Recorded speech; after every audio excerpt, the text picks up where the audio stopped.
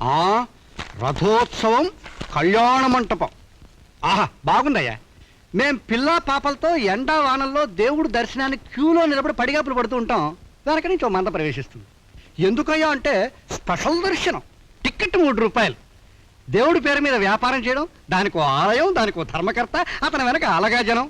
ఆహా చూడు, ఆ భగవంతుడిని వచ్చి బజార్లో నిలవడమను 2 చేతులు ఎత్తి నమస్కారం పెడతాం. అతని కోసం అలసిపోయి నువ్వు ఆలయాలు కట్టించొద్దమ్మా బాబా. ఏయ్, ఎవరితో మాట్లాడుతున్నావో తెలుసా? మన ఊరి ఎమ్మెల్యే గారితో.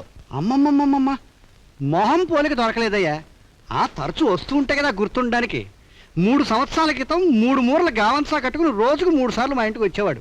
నా చుట్టూ 3 ప్రదక్షిణాలు చేసి ఓటు వేయండి అయ్యా మీకు సేవ చేసుకుంటాను అని. ఇప్పుడు సేవ్ చేసుకుంటున్నట్టున్నారు మహానుభావులు.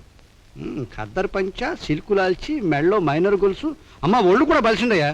అవునయ్యా, మన ఎమ్మెల్యే గారికి ఓట్లో నోట్లో అడుక్కోవడం అలవాట్లా ఉంది.